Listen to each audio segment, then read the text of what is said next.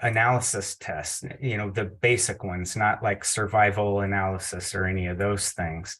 And what I thought we would do is real quickly, if you haven't seen this chart before, and there's some that look different. This is one that she had used in the past, but this gives you kind of an idea of, depending on what type of data you're using and whether or not you have covariates and how many covariates, what at least the appropriate tests that you might want to think about doing, you should do.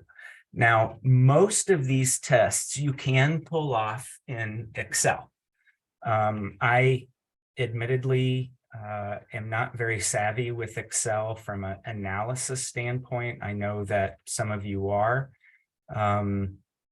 It seems clunky to me. I know that you can manipulate data very well in Excel, much easier than in some of these other programs, but there's just so much there, and the abbreviations, and I guess it's my lack of attention to detail that I really struggle with that program. But so I always keep this table or something similar kind of taped up on the wall next to me when I'm getting ready to start doing this. And that gives me at least an idea of where I might go from there. The other thing that I wanted to make sure to say is, I don't know how many people are on today, but there's a wealth of expertise in evaluating studies, evaluating statistical tests and data and analysis and stuff. So please don't hesitate to unmute and correct me if I say something incorrect or you have a better way of doing it. I have no delusions of grandeur whatsoever, okay? So a couple things that I guess we can start with. I sent you out those slides. I also sent out the instructions on how to download SPSS to your personal machine, should you want to do that. Now, the other thing that I would like to point out, obviously we all have access to Excel.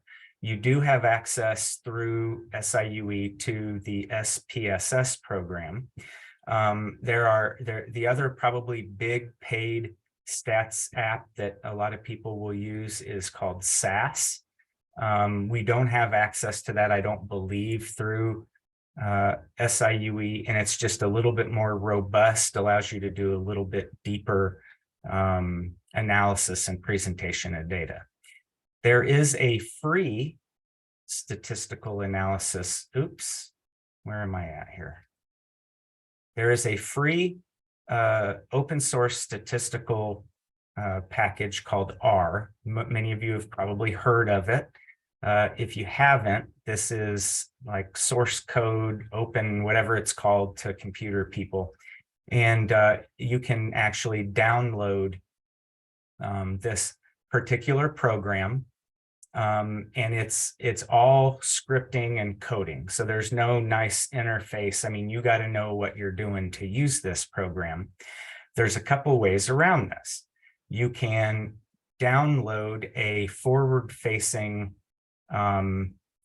user application. So for instance, JASP is the one that I like to use, and this is free as well.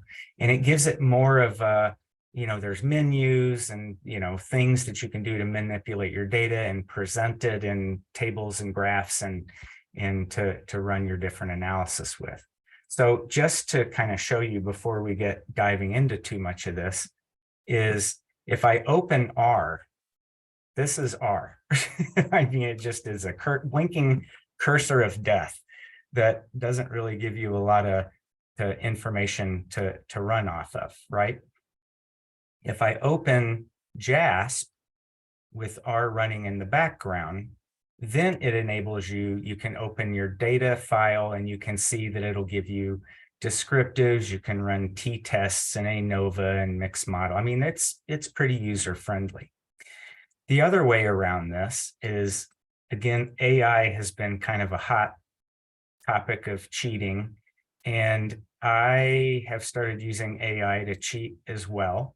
So, if you go down and you pull up like ChatGPT, you can actually, let's see here, you can actually ask it to do things in R and develop that script for you. So you can say develop script for R statistics package for ANCOVA. We'll just say that and hit enter, and it will actually start giving you the code that you can cut and paste, right, and dump right into that package.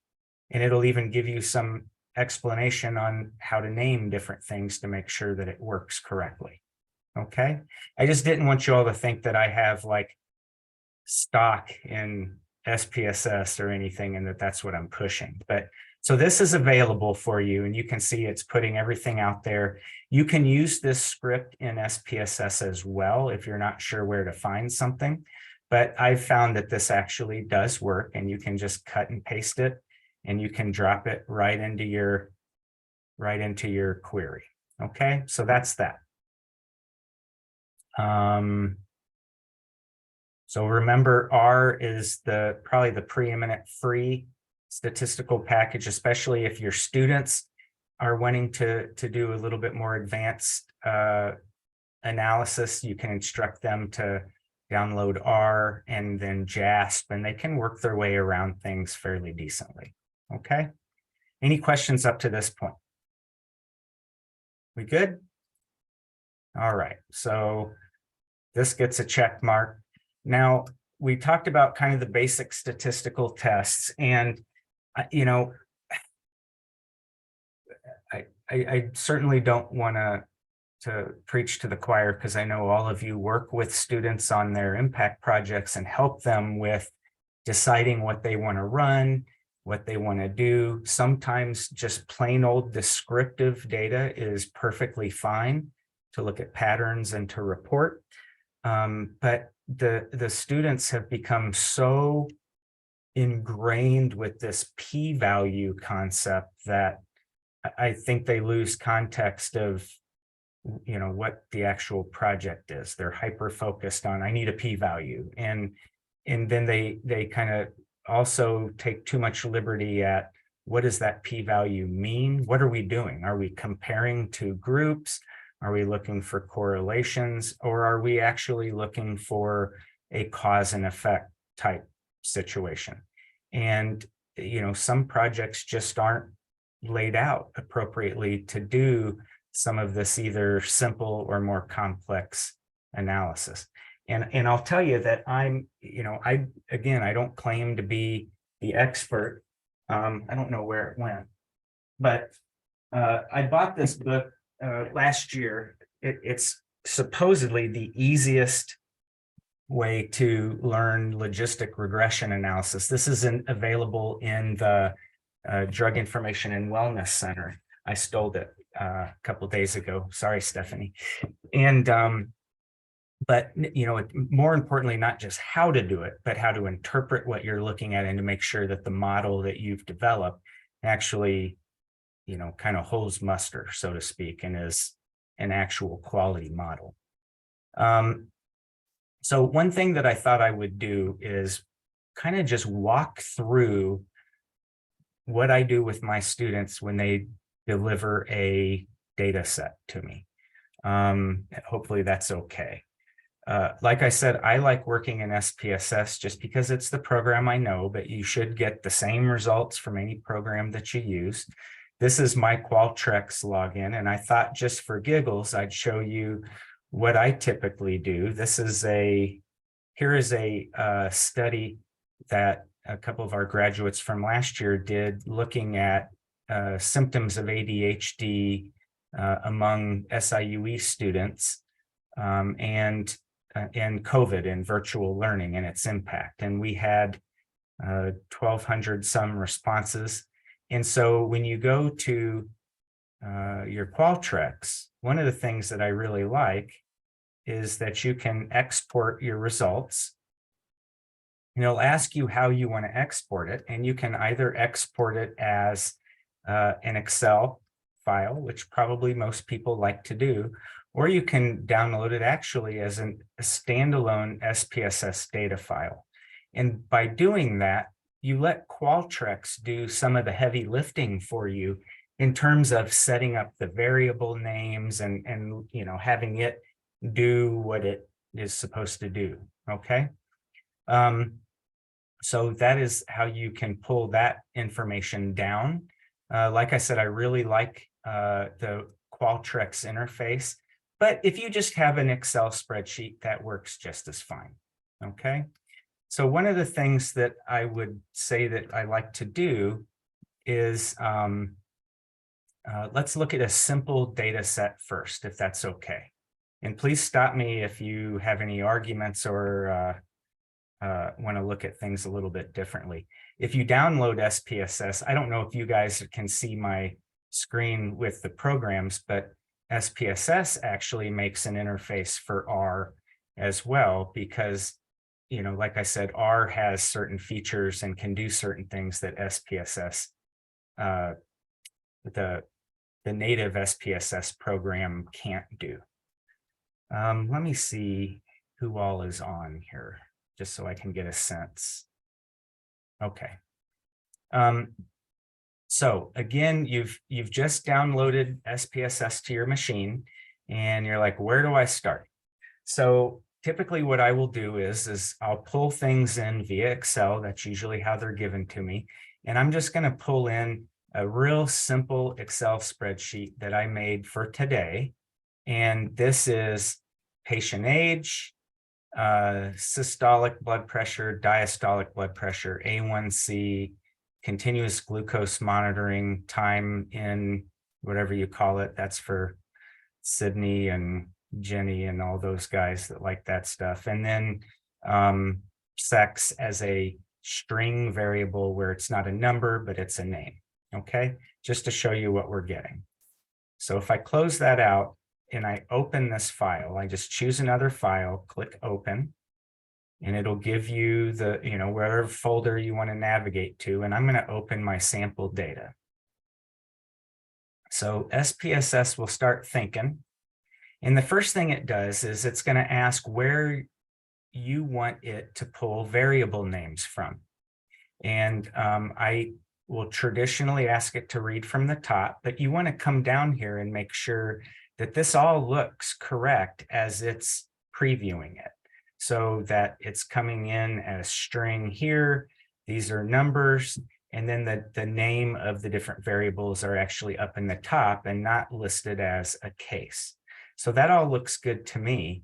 Sometimes though, when you download things from Qualtrics or other data sets, like, some of when we run reports in our EHR, you'll get things that look like this. I'm going to open another data set where you have, 3 different rows of variable information that can really confuse your statistical package software.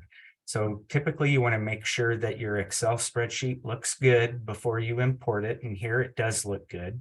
So I'm going to click OK, and it will pull in your variable view. And I apologize, this is kind of small to see, but I don't believe that I figured out a way to make this bigger for old eyes like mine. And what you're looking at here, and this is the first screen you'll see when you pull it up, is this is your variable view.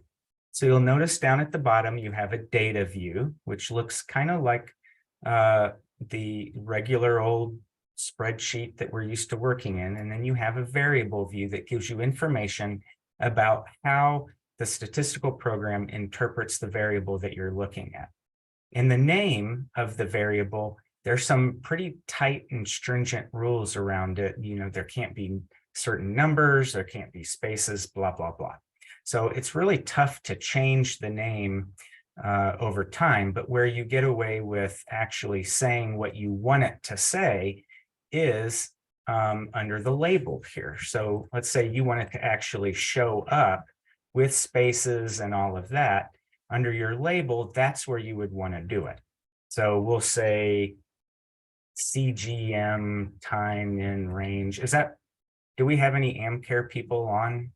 I'm trying to see. Sydney, are you here? I'm here. That looks good to me. Is that how you report that? Mm-hmm. Okay. And then, you can, whatever you want to call this here. Okay. So once that's done, then you want to actually make sure that the statistical software thinks the variable is what it actually is. So if you'll recall back to the old days, the next thing you want to do is tell it what type of data it is. So as we come over, patient age is a continuous variable, and SPSS calls that a scale variable. So you have the option of either labeling your data scale, ordinal, or nominal data. So this is scale, and that is what it should be. However, we come down here and we see sex, string, it's listed as male or female, and that's listed as nominal. But for some reason, it picked up that A1C is a nominal data point. So it's usually pretty good at predicting, but unfortunately here it missed the boat. So we want to change that to a scale data set. So now we're kind of ready to go. The other thing that we need to do here is that we need to make sure that everything is the way we would like it. So usually what I will do is I hate having string variables where it's text, because that can really create difficulty down the road when we actually start to try to analyze some of this data.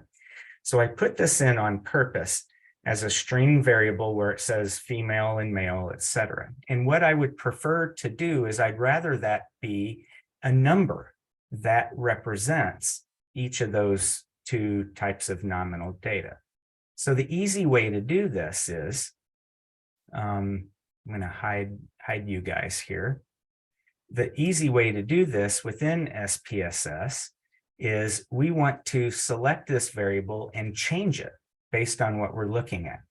So if you come up here to data, okay, they have a bunch of different things you can do. And what I want to do is not listed there. So let's go over to transform your data.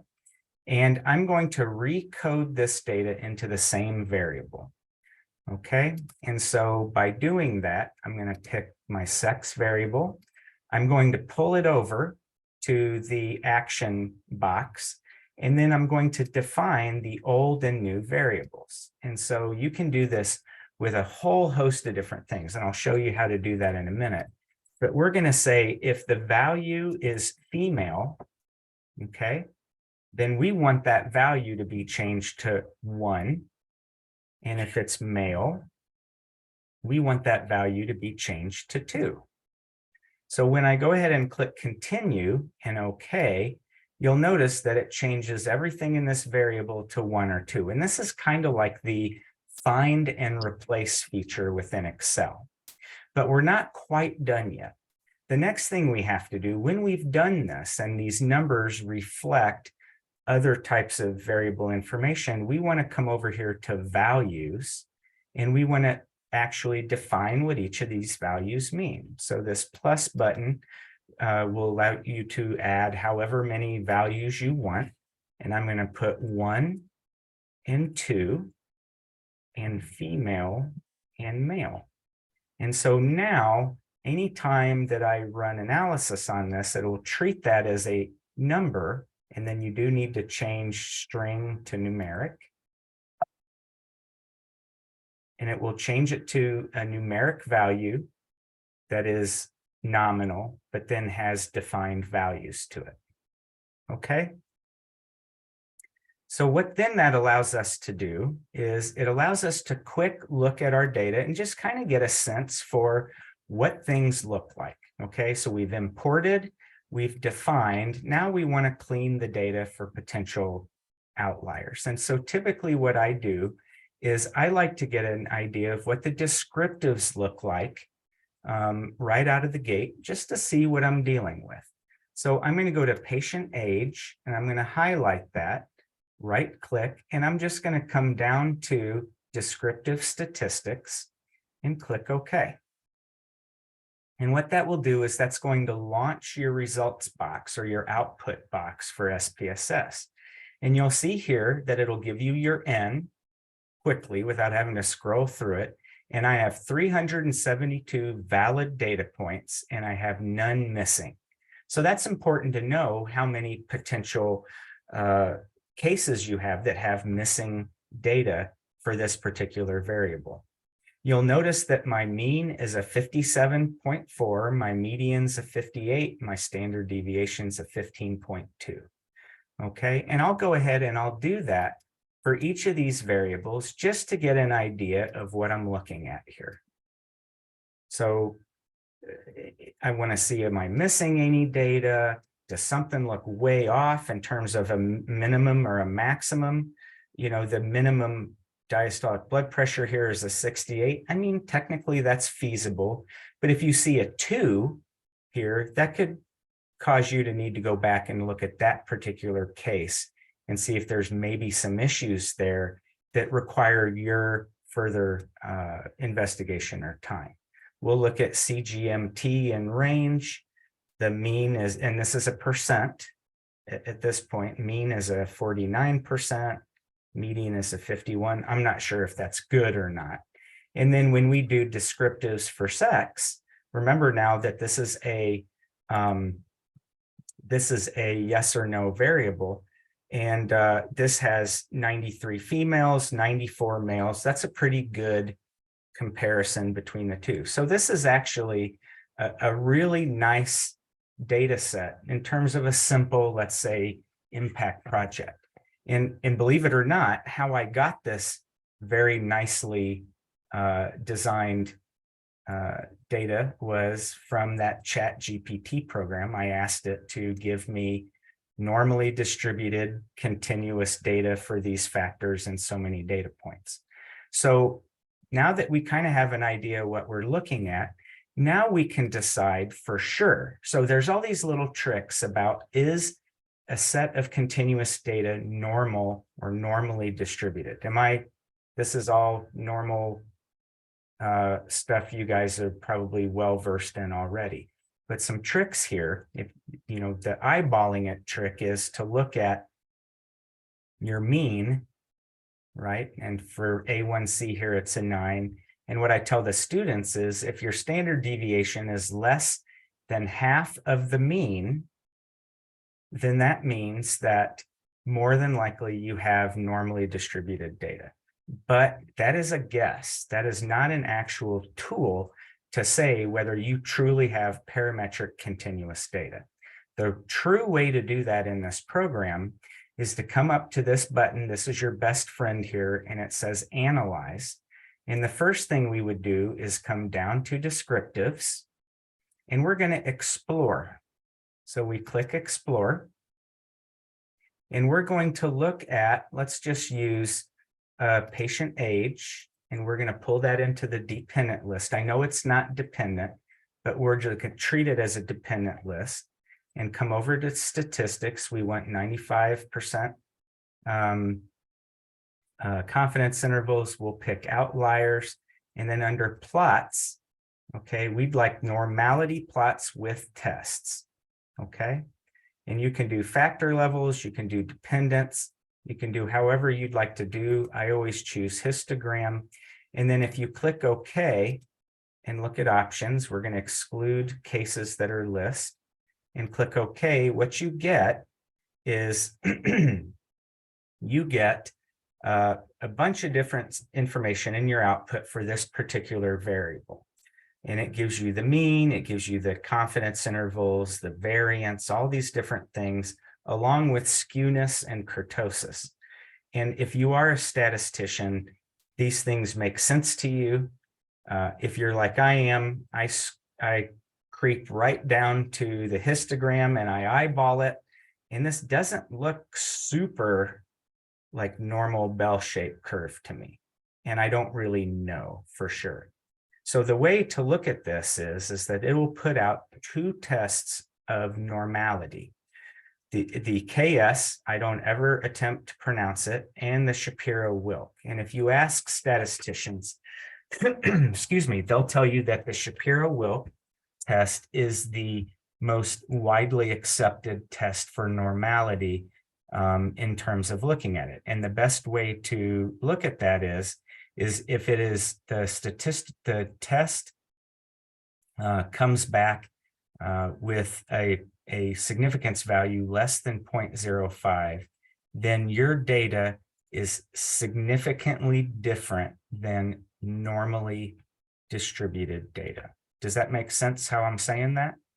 So then the big question is, well, what do you do with that? The first way that I looked at it or showed it to you was that we could probably assume parametric output.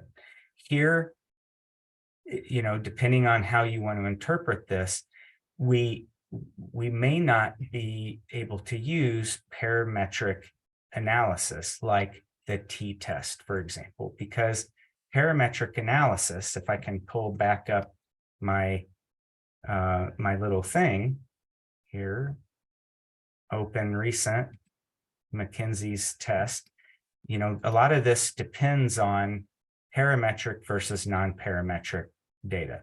And when we talk about non-parametric tests, we're basically talking about any tests that involve ordinal, nominal, or non-normally distributed continuous data. Okay? So this is something to think about here when you're choosing how you want to interpret it. Now, most of our students are going to be able to run their t-test here and no problem. And honestly, for their purposes, it's probably going to come out exactly the same as it normally would. But what I'd like to do is demonstrate how to look at this in both different ways. And I'm going to stop real quickly. And Carrie, is this kind of what you had in mind? Am I way off the mark here? Well, as you've seen with my impact projects, these things are very helpful in being able to assist students with their impact projects when running statistics. So I appreciate hearing this review. I was kind of fishing in the dark, so I apologize. So let's keep it simple for now. The first thing, so let's say I want to look at the difference between sex, and I'm just assuming for the ease of what we're doing today that we had no non-binary participants, that everybody identified male or female, and I want to look at their time, their CGM time in range or whatever it's called. So again, if you come back, go up to analyze, and you come down, you'll notice that these are all the different types of tests that you can do. And then when you click on it, it'll usually expand out as well. And I want to compare the means between male and female of time in range. So I'm going to come down, to independent samples. So these aren't samples that are related where I'm looking at pre and post. These are just longitudinal or snapshot, and we're going to take a look. And so this gives you your dialog box of how to actually run the analysis. So our grouping variable is obviously going to be sex. So I'm going to highlight that. I'm going to pull it over, and then you have to define your groups. And here they're defining group 1 as 1, which is female, and group 2 is 2, which is male. So we're okay with that. And then we want to look at time and range. So we're going to pull that over to our test variable, click on your options, and your only options for this particular test is just what do you want your confidence interval set at? I think we're good with 95%. If you click continue, I don't bootstrap unless we have multiple variables that we're looking at the same time. And then honestly, t-test isn't probably the most reasonable test to run there. Click OK. And what you get from here is this output right here. Okay. And what you're looking at is first your group statistics. This is CGM time and range, male versus female. And you'll see here that female had a 50% mean with a standard deviation of 13, and male had a mean of 48 with a standard deviation of 15. So the next thing you get, and I'm going to expand this a little bit, is your independent samples test output. And there's two ways to look at this. The first way to look at it first is to come down and look at your significance.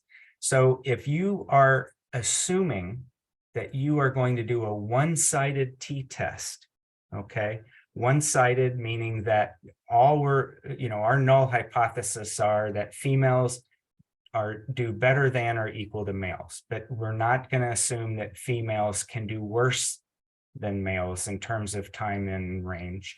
Then you want to report your one-sided p-value. If you're okay with a two-sided t-test, then this is your p-value. But the other thing you need to pay attention to is this Levene's test for equality of variance. And you don't normally see this reported in manuscripts, but I do believe that it's important on picking which of these p-values that you want to look at. You'll notice here that the significance value is 0.051 for equal variances assumed. So if your p-value is less than 0.05, that means that the variance in your two variable sets are statistically significantly different. And so we cannot assume equal variance in those two continuous data sets. But here, because that p-value is greater than 0.05, we can assume equal variance, and we're going to go ahead and report the p-value along with the mean. So I would report this out as, there was no statistically significant difference in mean between male and female, okay? And then you also get these effect size statistics down here that, depending on how much detail the journal you're submitting the information to, they may ask for some of that, what we would consider to be semi or quasi post hoc analysis. Pretty easy, basic stuff. Any questions? Comments, complaints? Okay. I do have a question, Chris. So which, knowing that this is equal variance assumed, would you report the one-sided or the two-sided p-value in your analysis? So I always report two-sided when I am doing things, because I think it's more robust. However, you'll get students that will run this, and the one-sided p-value will be like 0.049, and the two-sided will be 0.051. And they're like, oh, can we report the one-sided instead because it's statistically significant? And, that's up to you as the preceptor, what you want to do. I mean, it depends on where you're submitting this for publication, and, how important the data is, and et cetera. But, it's kind of like that old journal study where they showed that eating bread could cause increased mortality rates just by jiving with messing with the statistical analysis design. So, I mean, you can play around with this for as long as you want, and unfortunately make things show what you want. Okay. Any other questions, concerns? Keep going for other fun stuff. Okay. So the next thing, and these are all just plain old continuous data points.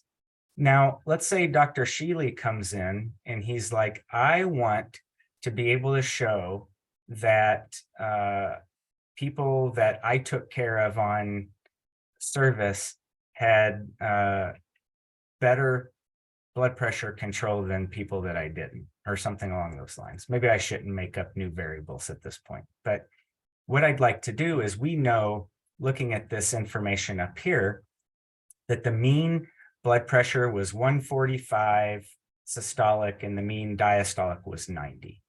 Okay, so on average, on average, people were above, I guess, what we would consider goal. So one thing that I show my students how to do that makes things a lot easier in terms of their interpretation is take your continuous data and create nominal data out of it. So if you've not been shown how to do this in this particular program before, it's very easy. Again, we're going to come up to transform data, and I am going to recode my systolic data into a different variable. Okay. And the other thing that, if you're new to mentoring impact students, the other thing that I have to implore that you tell them to do is unless they're going to do everything they want to do in Excel, that when they're putting their data into their spreadsheet, their worksheet, that there is one thing in each cell. So some students will try to put like 50 drugs in one cell and then list that variable as drugs. That does not allow us to really manipulate anything. Everything needs to be in its own cell, variable, and case. So what I will typically tell them to do is have a variable as drug 1, another variable drug 2, etc. as you go out. And that way then you can manipulate. So coming back to, I want to create systolic blood pressure into a nominal variable. I'm going to take systolic and I'm going to pull it over. And my new variable name, after I click on this, is going to be systolic goal, I guess, because remember, you can't have spaces in your variable name. And then the label will be systolic BP at goal. Okay, we'll change it. This is going to create a whole new variable, and I'm going to look at my old and new values. And I don't know, Dr. Shealy, what do we consider to be a goal systolic blood pressure? Do you do JNC or ACCHA? What's the 130, 140? What do you think? 130 sounds fine. Okay, now the question then is it 130 and below, or is it 130 and below? I don't know off the top of my head. We'll include it. Okay, so everything, if we think about 130, here's the fun part of this, is we're gonna say that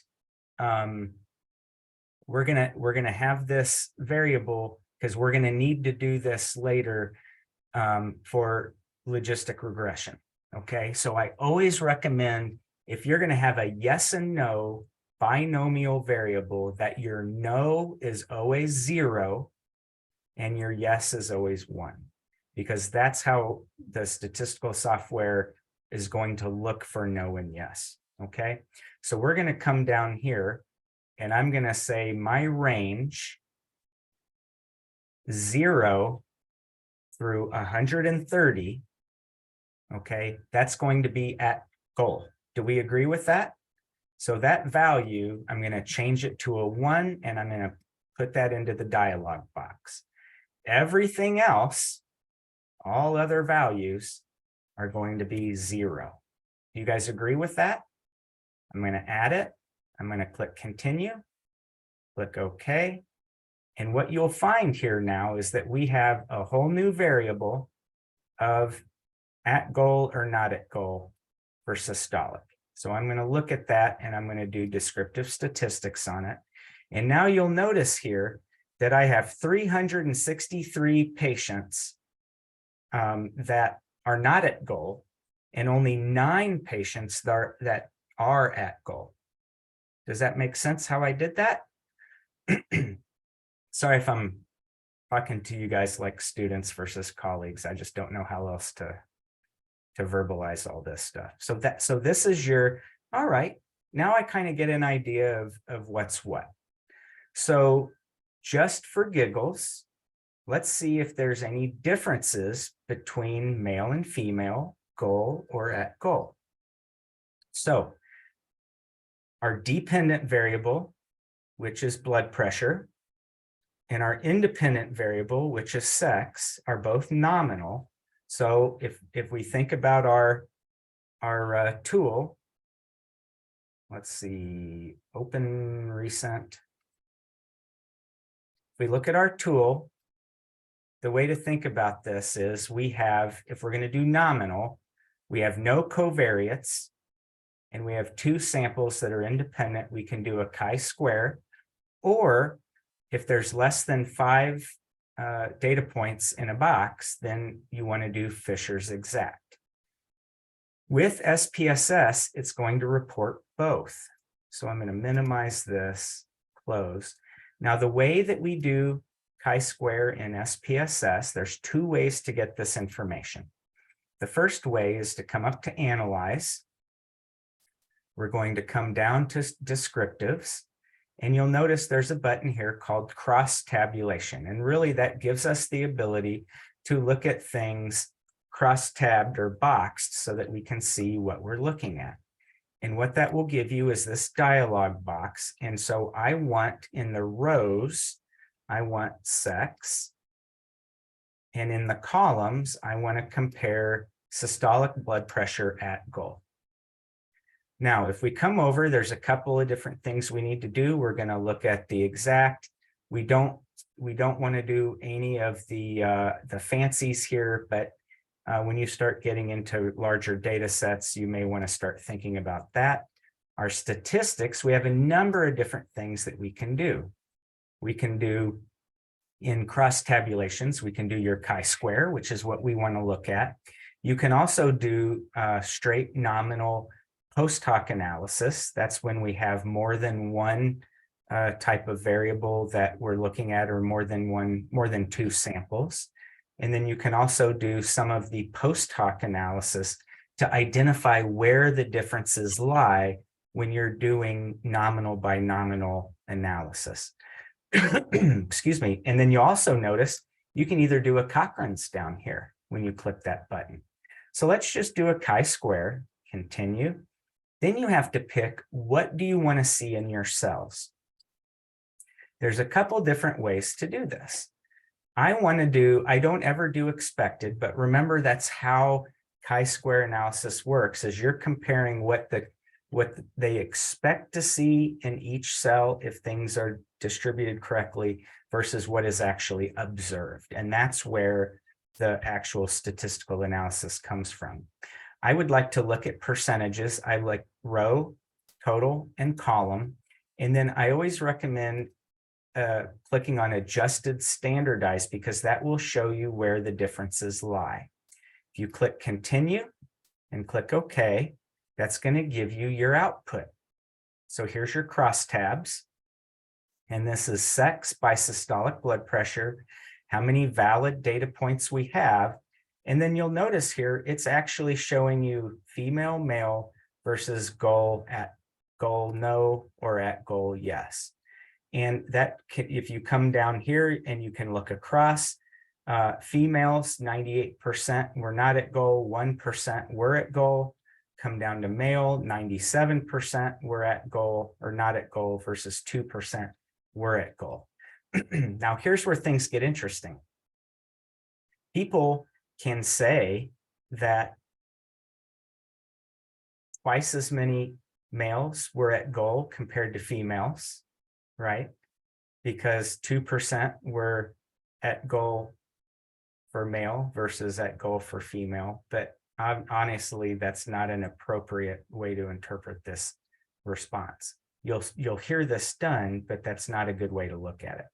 The other thing you can do, if you move down one box, now we're looking at the column statistics, and these should add up to 100%. Now, if we drop down, we can see that 50% of those people who were not at goal were female, compared to 50% of those that were not at goal were male. So just two different ways to look at the data and describe it. If we come down to the actual test, what you'll see is that it reports out a Pearson chi-square. It'll give you your chi-square statistic. And so if you've ever noticed, like in some journal publications, it'll have the little X with the, what the hell is that called? The squared or the superscript 2. And then it will oftentimes give you your degrees of freedom and then your p-value. Chi-square always reports under the Fisher's exact test. It's always done it that way. And here you can report a two-sided or one-sided chi-square. And this is your p-value. So usually when I'm doing this for students, I'll open and edit this and highlight the value. If you click on this box and then come up here, you can put like a little red thing around it and then close. And so now this brings attention to it. And if you want to give them a little note, you can come up here to insert text, and it'll put a little text box below it where your crap is not statistically significant, or whatever you want to put in there, right? Because this is going to be your study report. And I recommend when you're doing analysis with a data set, always keep this and make little notes. It's almost like that little lab log that we all had to keep when we had organic chem lab. And I don't know if you guys, the younger folks, had to do that or not, but we had to like have our book looked at in school. And save this as its own separate folder or file so that you can come back and open this even if you manipulate the data in other ways. So that's how to do a chi-square. Now let's see if, let's do a real quick and easy correlation. Let's see if the systolic blood, or no, let's see if patient age correlates with systolic blood pressure. So we can come up again to analyze. You'll notice that there's a box for correlation. And let's just do a plain old bivariate. Okay. And we're going to do patient age and systolic blood pressure. And remember, correlations do not have a cause and effect relationship whatsoever. This is just mapping the best line that they can and seeing if they can make it fit. So if I click OK, it's thinking. And now it's going to give us our actual correlations and your statistics. I might have done this incorrectly. Let me come back and just do plain bivariate. So let's do patient age, systolic blood pressure, and see if there's any correlation. We want means and standard deviations in our output. And we'll come down here. Now the Pearson, the Kindle, the Spearman, this is all based on whether your data is parametric or not. So you need to know which one to pick. You can run all of them if you want, and then figure out whether you want to say that your data is parametrically distributed or not. So we'll click OK. Now we get stuff that we can actually look at a little bit better. And so if we use the Pearson correlation, you'll notice that we have a correlation coefficient of 0.055. That would be your R. Okay. Your significance level, two-tailed, that would be your p-value. So 0.290 is your p-value. And this should be exactly the same looking at correlation backwards, systolic versus Pearson correlation. So this is going to be your R, your p-value, and then just your n. Okay.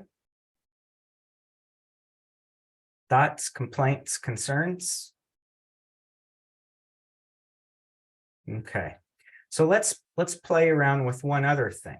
Okay. I want to see, and obviously there's a lot more to it than this, but just for S's and G's, let's go ahead and do some other things that we can look at. Let's say that I want to look at frequencies. So I want to look at the frequencies of age. So I'm going to pull patient age over, and I'm going to pull up statistics, and I want quartiles, and I want, let's just do quartiles for now. And I want mean, median, and mode. And you can do all of your different dispersions and click OK. And it will show you your patient's age and how many are each. Okay. Excuse me. Now, your quartiles, when you select this, the reason this is important is, let's say you don't have normally distributed data. If it's not normally distributed continuous data, in reality, you're supposed to report the median, not the mean. And you'll notice how close our mean and median is here. But when you see this huge divergence between mean and median, that should tell you that mean really doesn't reflect true central tendency of that data set. Well, if you don't report a mean, then you're not reporting standard deviation, you're reporting interquartile range. I've seen it done several different ways in different manuscripts. Some will give you the actual range where it's 44 to 70, because what they're looking for is the percentiles between the 25th percentile and the 75th percentile, which you see here. I'm starting to see a lot more frequently people just reporting an IQR.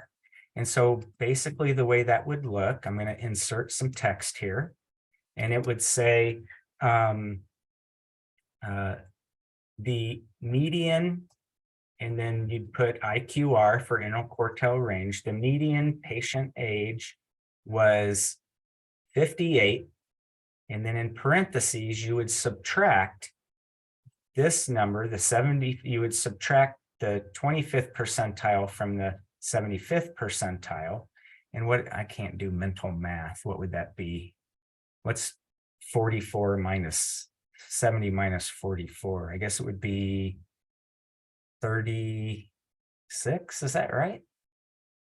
26? Thanks. Whatever that would be. And that's how you would report that. Make sense? Okay.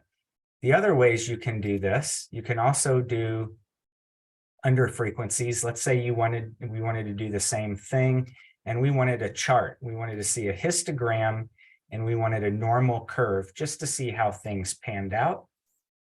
Click OK. And now you actually have your distribution line to kind of get a feel for how this looks in terms of where things are distributed. And you'll notice here that we've got this big plunk up here of people that are, I don't know what this would be, somewhere between 35 and 40, that may be kind of throwing some of your distribution off. You can also do this based on, let's say I don't want to look at data this way. I want to look at it based on groups of data. Again, don't forget that you can transform your data. I'm going to recode my age into different variables. So I'm going to bring age over, and my new variable is going to be age strata, and we'll say age groups is what we'll call it. And you can then, just like we did before, we can come up with whatever we want to do. Let's say we want range 0 through 19 to be group 1, and we want 20 to 39 to be group 2. You catch my drift what I'm doing here. And let's say range 40 through highest will be our group 3. Okay. So now we've just created a new variable set between those. Don't forget, if you're going to do that, now you have to go back to your variable view and put your values in. And shoot, 1, 2, 3.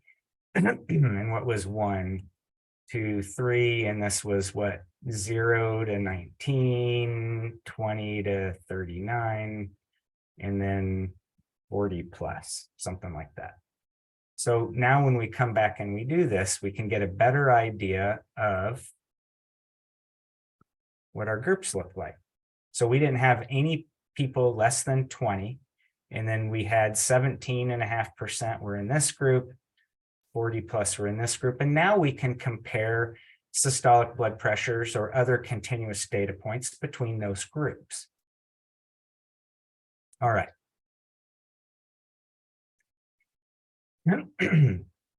Now, let's say that you have a Likert scale, okay?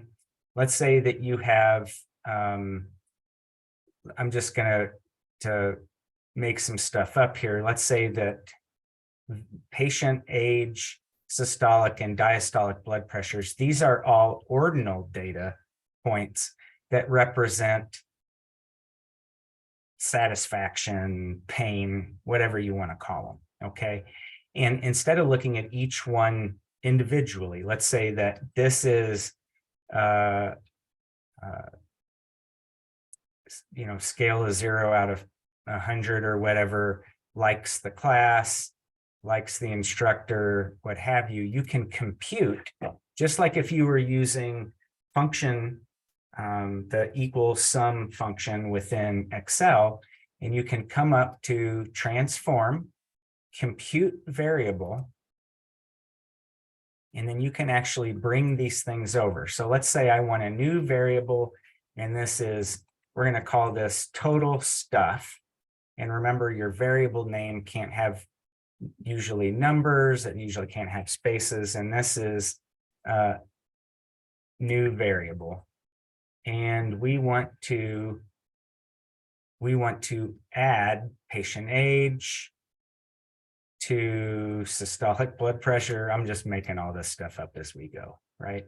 And come over here. We can do a lot of pretty significant different data manipulation things to get what we want. You'll notice over here, there is a ton of different stuff that you can do.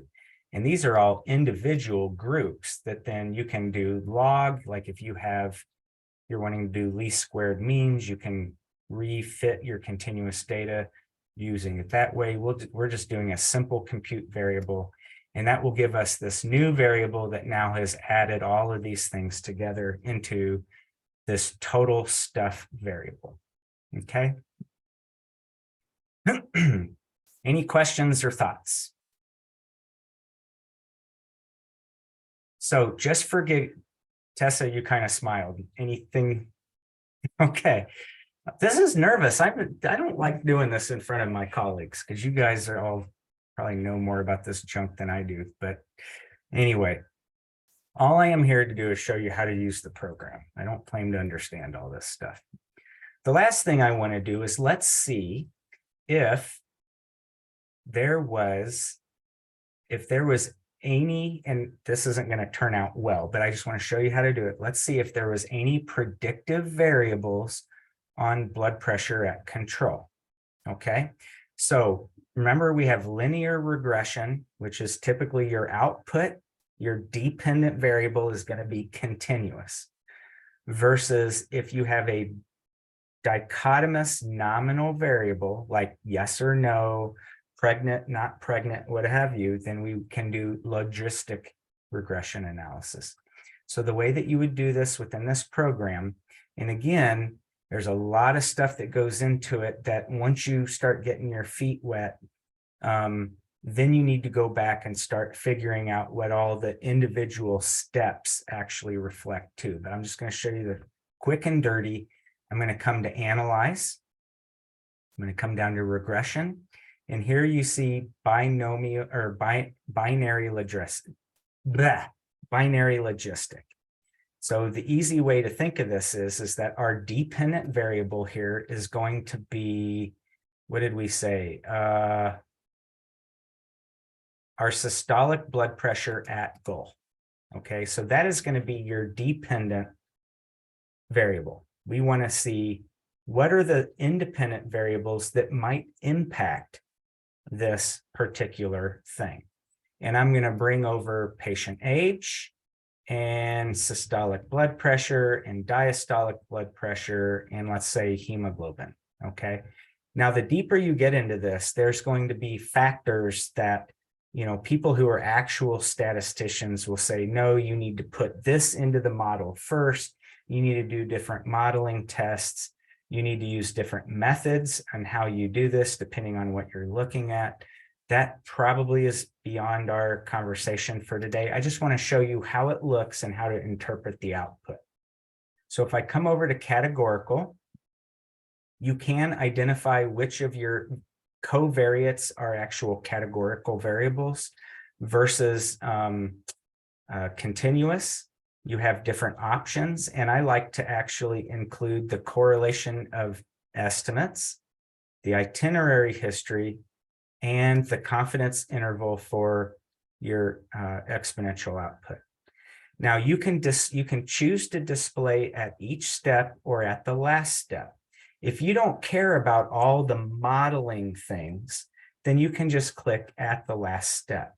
But like, let's say, you know, you are His Excellency, Dr. Sheely, and this is going into JAMA, right? Then you may actually get reviewers that want on the back end all of the different things that went into the development of your model.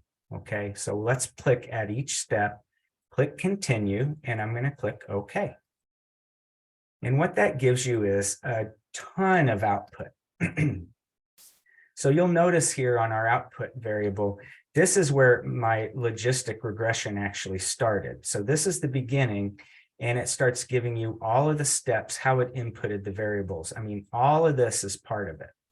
The kind of the take home is this box right here. So this is, let's just say we are not statisticians. We're just going to take a look at this and see what we got. Basically, what this does is we're looking at the exponent b, and this represents in SPSS your odds ratio. Okay, so we're going to look and see what is our odds ratio, and we really don't have anything exciting here. We could say that the odds ratio for hemoglobin A1C predicting your blood pressure being at goal was less, was your odds ratio was 0.860. That's fine. But remember, then you've got to report your lower and upper 95% confidence interval for that odds ratio. And this is gobbledygook just because of the way the data set is. But this is how you interpret this. And then once you see something, if this looks right, then you can start going back and looking at your iteration history. There's something, here's your, excuse me, your model summary. And this, if you check out this book, there's a whole chapter on how to interpret this model summary and whether this model is actually a good estimate of what it says it's estimating. And that's where you get this, is in this particular summary report. So you may have a statistically significant odds ratio down here, and we could get running all day long with saying, hey, if you drink ski soda, you are at significantly less risk of, losing your hair or whatever your outcome measure is. However, if your model doesn't jive correctly, then in reality, you need to go back and figure out and start pulling out and putting in variables to see where things are influencing the dependent variable. Okay, so that's just a quick and dirty. The other thing that I was hoping to oh, I'm way past time. I'm sorry. I thought that it got away from me. One last We technically have till 1:15, so. Okay. I'm sorry. I was in my happy place, right? The next thing that I find that this program is unbelievably useful for, if you don't use it for anything else, is visualizing your data in different ways. And so this is where your tables come into play. So again, if you come, let's say I want to look at my data for male and female, okay? I can come over here and go to Analyze, and I'm going to come down to Tables, Custom Tables, and this brings up your table dialog box. And this can be a very powerful tool. And in fact, you can do most of your statistical analysis just in this table format. So I want to look at a table where I have columns that differentiate my data by sex, and then I want all of my different variables stratified by sex in the table. So I can come over here and I'm going to do sex, make sure that it's coded correctly, copy, and I'm going to paste that into the columns feature up here. And that gives you this sex, female, male. Now, I want to look at all of these other variables. So I'm going to highlight, control highlight. I'm going to pull all of these things over. You could even do this systolic blood pressure at goal, and again, copy. And now I'm going to paste these into the rows section. So now I'm starting to create what looks like a kind of a nice little table that, when we get done with it, could be worthy of throwing on a poster or into a publication. We're not quite done yet, though. We don't just want count and mean, we want some other things. So if we come down here, if we highlight this variable and we say, let's say that I want to see the different percentages for the columns or the rows, that's where you do this here. I like to do column percent, and I'll show you what I'm talking about here. Highlight that, pull it over, and then click apply to selection. And I really wish that it would do it for all of them. See if I can get it to do that. Did it do it? Column percent, it did not. Let's see if I can do it by sex. Nope. Come back, summary statistics. Now, for some reason, it's acting goofy, but oh, here we go. See where it says apply to all. Now it will recreate your chart for the count, the column percent, the mean, etc. And part of that is because this is continuous data. This is nominal up here. Now, for the sex piece of this, you can go in and you can either determine which variable you want shown first, what have you. You can show totals. You can do pretty much anything you want. So for giggles, let's pull this up and see what it looks like. So you run it. Here at the bottom, here's your table looking at male versus female, and then the counts, the column percents, and then your different means. Okay, here's your mean. I probably should have pulled standard deviation in too. You do that exactly the same way. Let's come down to tables, custom tables. And let's say I do want, for my continuous data, I want standard deviation. So I'll come down to standard deviation, pull that over, apply to all, and it'll give it to you. Now, let's say I want to do some statistics. You can come over to test statistics. This again is within the table feature, and I can choose to compare the column means. I can choose to put it in the table. I can choose it to display significant values, or I can have it do it in the main table and use little subscripts like you sometimes see. This is where you set your significance. You can adjust p-values using Bonferroni if there's multiple comparisons. And I'm going to check the chi-square because we do have nominal variables included in our table. And then when I click OK, what you get is this table. You get your chi-square with your statistic, your degrees of freedom, and your p-value. And then you get the comparison of the column means. And what that will show is if there were any statistically significant differences here, for each of these comparisons, it would show you in this subtable, but there is nothing, so there's nothing here. Now, let's say I don't want to recreate all of this. I can right-click on it and export this table. Uh-oh, didn't do it for some reason. Export this table to selected, and I can export it as voila, an Excel table that then I can manipulate. And if there were p-values down here, then you could add a column listing each of the p-values if you wanted to do that, or confidence intervals. Okay. I'm getting really close to being out of time. A couple other things I just wanted to show you really quickly when you're getting your stuff ready to pull in. Save, no, here's the actual Excel data sheet that what came off of Qualtrics, and you'll notice that there's 3 different variables here.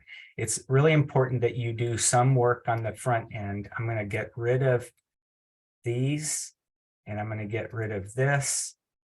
And now I'm going to try to pull this in. I just want to show you guys a couple more quick, nice tools with this particular program. I've got 2 minutes left. Now my program's going to hang up.